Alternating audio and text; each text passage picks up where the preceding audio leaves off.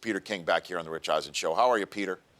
Hey, Rich, how's everything with you? I'm fine. I can move my thumb on both hands, so that helps, What was amazing about that, and in talking to Hugh Jackson last night, the Bengals offensive coordinator, it was very clear that when Andy Dalton came to the bench after making his first solo tackle of the season, he didn't know at that moment that his thumb was broken. But then as he sat there and he and Jackson started talking about that play, he said, I can't. He said, first, I think I hurt my thumb. And then he tried bending it. He couldn't bend it. And he said, I can't grip a football. And Jackson yelled out, "Trainer!" And not a laughing matter in Skyline Chili Land. But I think what this. I mean, look, I've heard and I've read and I've seen a stream of comments like, the depth of the quarterback position is at an all-time low. And I said to somebody last night on Twitter, I've covered the NFL for 32 years. Never one year has the depth at quarterback been good. And you know why? Because I was talking to Tony Dungy about this yesterday at football night. If you have a guy who's healthy, if the New York Giants never need their backup quarterback year after year after year, Eli Manning,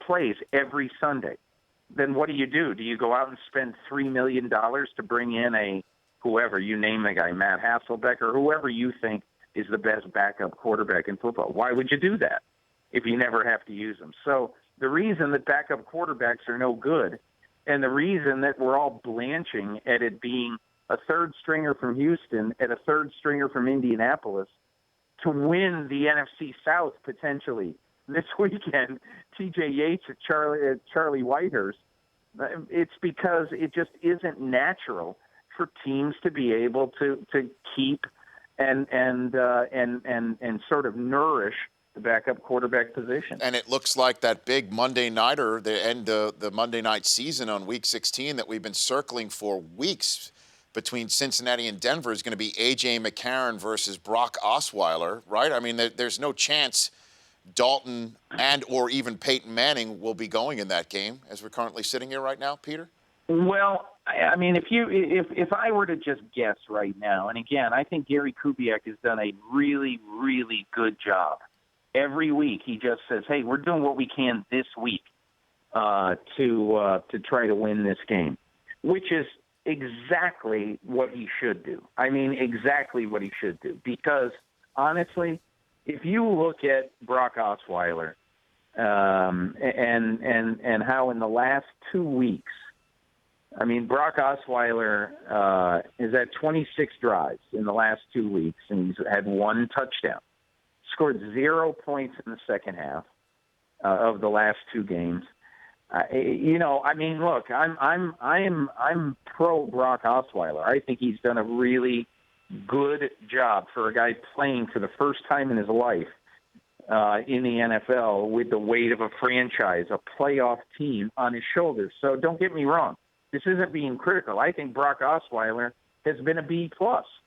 But I mean, why, if you're Gary Kubiak, if, let's say, next Monday or next Tuesday, Rich, that Peyton Manning is out at practice throwing the ball 10 to 15% better than he did, a month ago, against Kansas City, and his heel doesn't hurt and his ribs are okay, what do? Do you say, well, we've moved on to Brock Osweiler?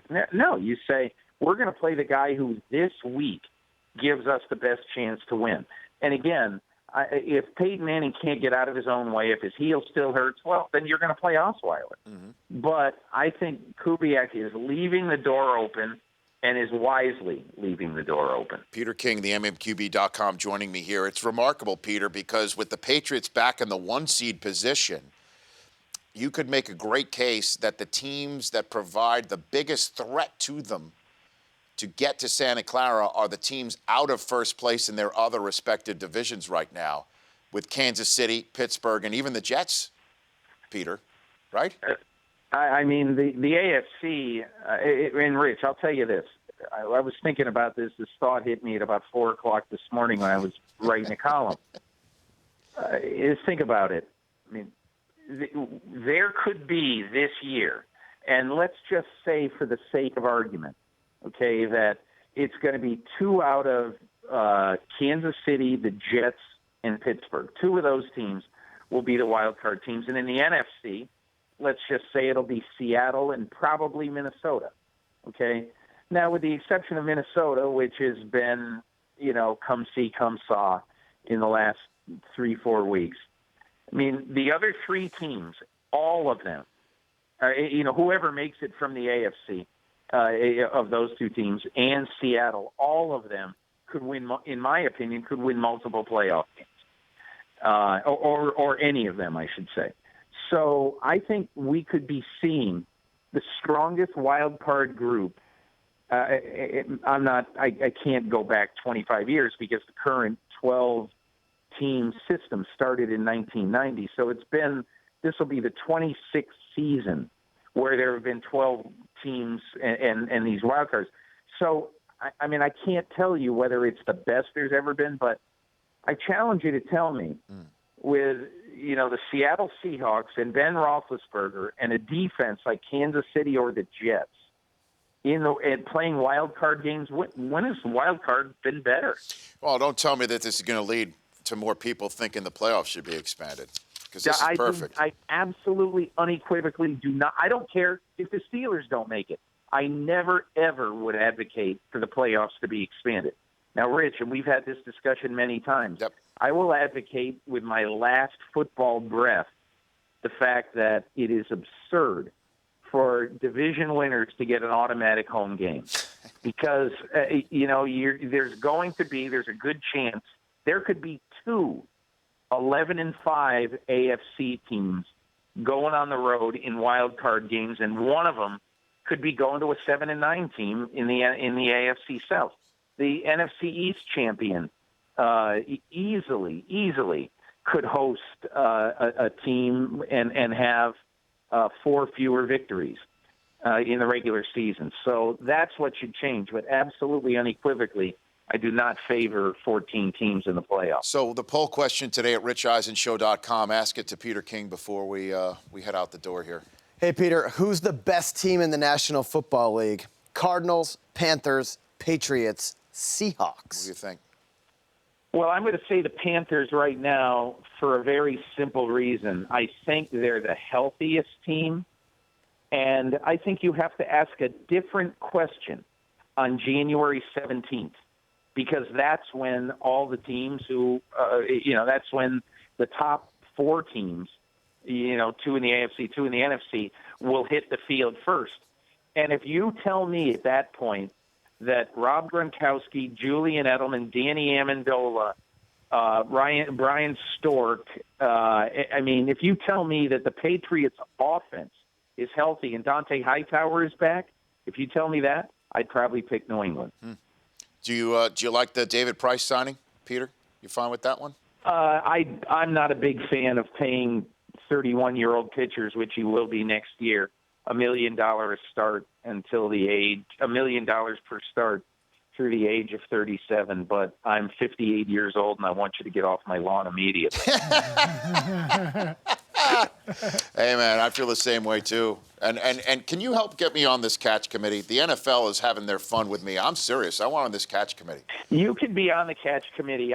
The reason why I think it's